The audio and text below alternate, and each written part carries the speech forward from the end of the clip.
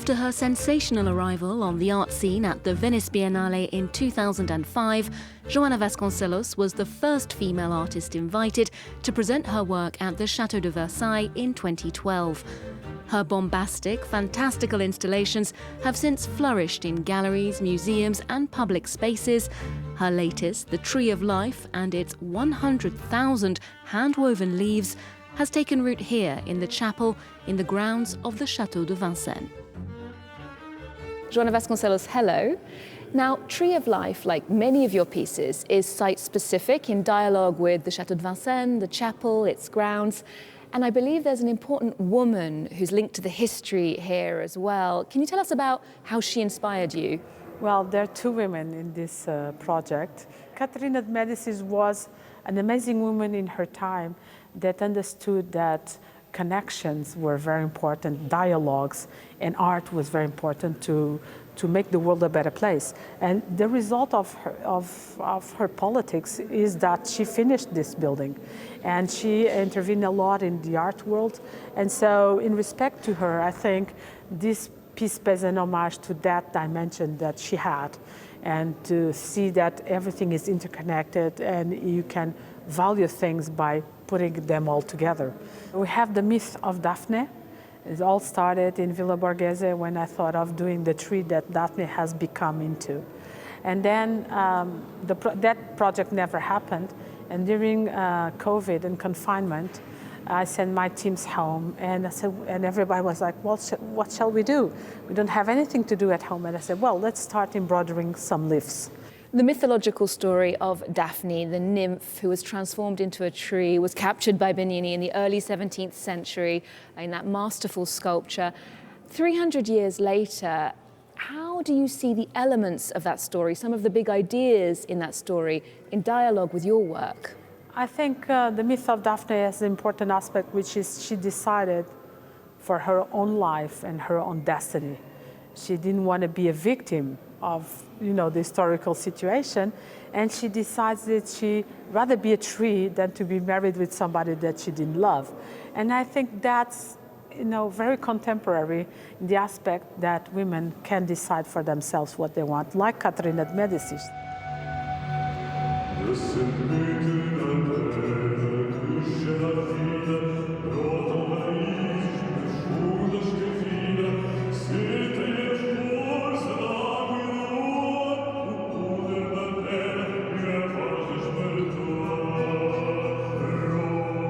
Many of your pieces reference powerful women who've influenced the course of history. And I do think of the Valkyries Simone, which you installed in the Bon Marché department store a few years back, a nod to all the famous Simones of French history. Yes. You recently worked with Maria Grazia Chiuri of the Dior fashion house on a runway show. Tell us a bit more about that process and the Valkyries that you created.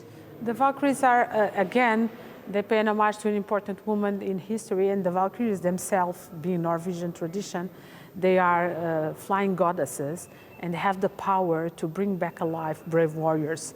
And these warriors that were dead in the battlefield, they are brought again to life by them, and they have to work for the gods in Valhalla. So this figure of female goddesses and warriors at the same time are in a way all these women that we are talking about, the Simones, Miss Dior, with the Dior project, or even here, Caterina de Medicis. They are women that in their own time, in their own period, they played an important role and they defined history. So without them, history wouldn't be the same. And so being able to be free, being able to express myself as I want, I always think about all the others that couldn't do the same that I did. And I always think about the effort that they had to make in their own time to express themselves. And so I want to keep on paying homage to all these women that didn't have the same opportunities that I do have today. Speaking of inspiring creative women, Portugal lost a monumental artist last year when Paula Rodrigo died at 87 years old. Now, her work always engaged with the place of women in society. In 1998, she made that series of abortion paintings when the practice was still illegal in Portugal. What do you think her legacy is today for women, for artists? Again, Paula Rodrigo was an amazing conscience, an amazing woman, and she spoke about things which are taboo for cultural aspects and for religious aspects, but they are about women's private life, women's history, and she was not afraid to express them and not afraid to talk about them. And her paintings about abortion are amazing. And she made a huge difference in art history and giving women a voice through painting. And she is considered the queen in the art world in Portugal, and she was and she will always be the one and only great painter of this period of time. And the truth is, it's very important that women keep on talking about women issue until we have the same privileges and until we have the same rights. And I'm for human rights. And every time that a woman talks about human rights and talk about, like Paula Rodrigo did, we keep the line shorter until we have the same rights, and we still don't. So it's very important that all women artists and women all over the world keep on talking about it, because the privilege we have here in Europe are not the same all over the world. So Paula Rodrigo helped on that, and I hope through my work to do the same. Now, like Paula Rodrigo, you also address women's sexuality and bodies in your work. Your piece from 2005, The Bride, is made up of tampons, and that was a bit of a taboo at the time because you were not permitted to show it inside the Chateau of Versailles in 2012 when you had a big exhibition there. How do you think perspectives on the female body, that sort of issue, have changed in that decade? Do you think we're a bit more open now? I hope we are. I'm not sure if we are more open. When I see the Iran situation, I question myself. I did a piece about the burqa many years ago, and so that was refused also many times in many locations, like The Bride in Versailles. So, and that was 10 years ago. And when I see the news about Iran, I ask myself, have we evolved? And we haven't. So in many ways, it really depends the level of consciousness of every country. And so there's countries that are more conscious about certain issues than others.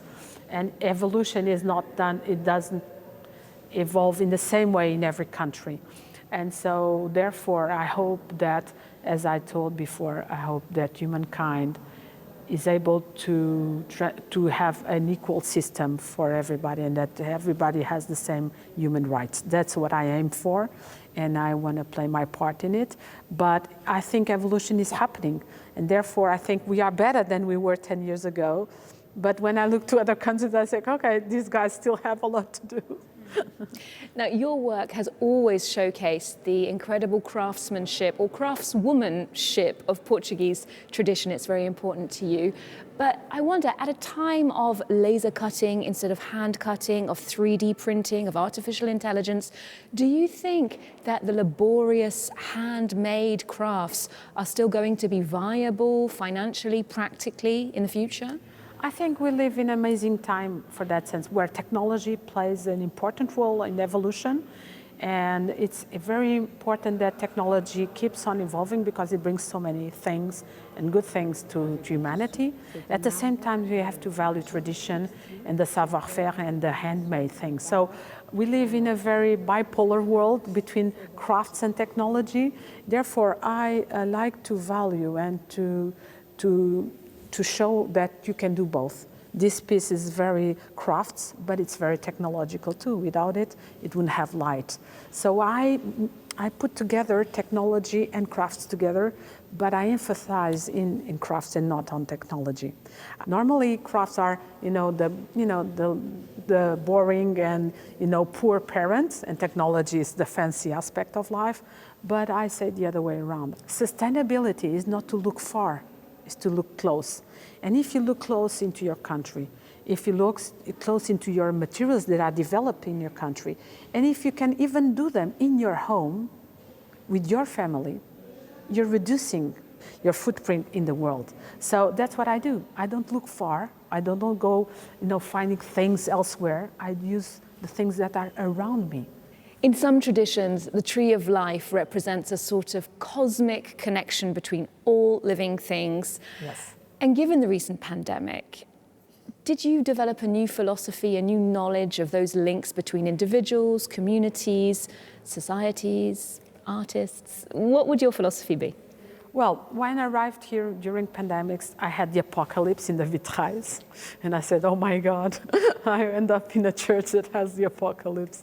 And that's where it started, the idea of the tree of life, a new beginning, a new connection between everything, between, you know, the spirit, your body, your mind, and how you can interconnect everything, and how we are all interconnected. And through pandemics, we understood that.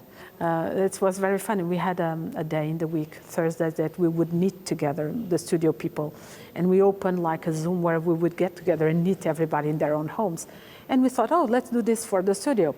And we were all embroidering and knitting. And suddenly there was people from France, Italy, and everybody was joining us. And, oh my God, this virtual space is amazing because we can be all together. And that's technology. And that's a very beautiful image of my confinement, which was we were keep on doing the crafts, but we were technologically connected.